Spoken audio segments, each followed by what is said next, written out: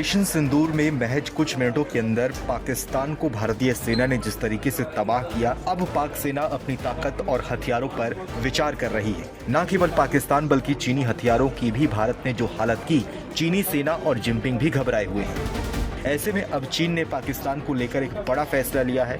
दरअसल चीन पाकिस्तान को अपना सबसे अत्याधुनिक और ताकतवर fighter jet J-35A stealth fighter विमान पाकिस्तान को देने वाला है। रिपोर्ट्स के मुताबिक चीन इसी साल अगस्त महीने में पाकिस्तान को J-35A स्टेल्थ फाइटर जेट का पहला बेड़ा सौंप सकता है। माना जा रहा है कि भारत से मुकाबले के लिए चीन पाकिस्तान को मजबूत करना चाहता है और दूसरी वजह यह भी है कि जिस तरीके से चीनी हथियार भारत के सामने फेल हुए, चीन अपने सबसे अत्याधुनिक विमान को टेस्ट करना चाहता है कि वो असल युद्ध के मैदान में कितना कारगर है। ऐसे में इतनी जल्दी पाकिस्तान को 5वीं पीढ़ी के विमानों का मिलना भारत के लिए कितना खतरनाक है, वो आगे समझेंगे। इसके साथ ही पाकिस्तान को चीन से मिलने वाले स्टेल्थ जेट की खासियत क्या है और भारत को इन विमानों को काउंटर करने के लिए भारत के पास कौन कौन सी टेक्नोलॉजी है, वो भी समझने की कोशिश करेंगे। मौजूदा वक्त में भारतीय वायुसेना जो लड़ाकू विमान ऑपरेट करती है, उनमें सबसे ज्यादा एडवांस राफेल है।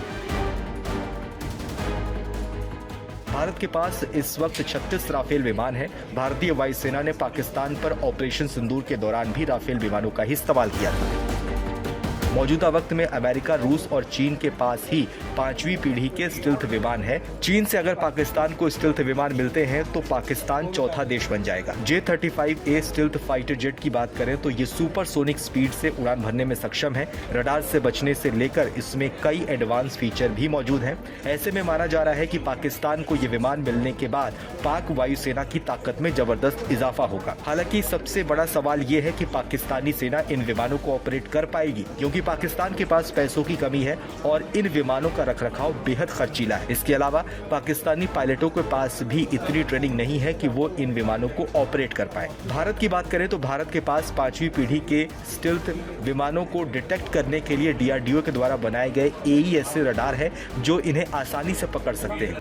ऐसे में अगर चीन या पाकिस्तान की तरफ से भारत में किसी भी घुसपैठ की हिमाकत की जाती है तो भारत इन्हें आसानी से पकड़ सकता है और मार गिरा सकता है।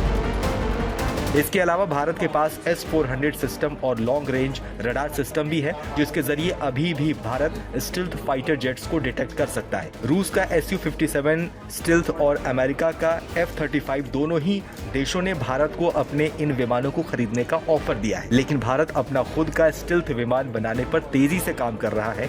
अमेरिका का F-35 सिंगल इंजन वाला स्टेल्थ विमान है जो रडार के पकड़ में नहीं आता है, तो वहीं दूसरी ओर रूस का Su-57 ट्विन इंजन का विमान है जो लंबी दूरी के मिशंस के लिए डिजाइन किया गया है। भारत अपने एडवांस मीडियम कॉम्बैट एयरक्राफ्ट पर तेजी से काम कर रहा है और आने वाले 5 सालों में इसे वायुसेना में शामिल होने की उम्मीद है। भारत का AMCA पहले सिंगल इंजन के साथ बनाया जा रहा है, बाद में इसे ट्विन इंजन से अपग्रेड किया जाएगा। भारत का AMCA अमेरिका और रूस दोनों के विमानों की खूबियों वाला होगा। चीन और पाकिस्तान की योजना है कि इसी साल अगस्त के महीने तक 40 J-35 स्टेल्थ पाकिस्तान की सेना को मिल जाए। चीन भी स्टेल्थ विमानों को ज्यादा से ज्यादा बेचने की फिराक में है और वो इस समय दुनिया को एक मार्केट की तरह देख रहा है।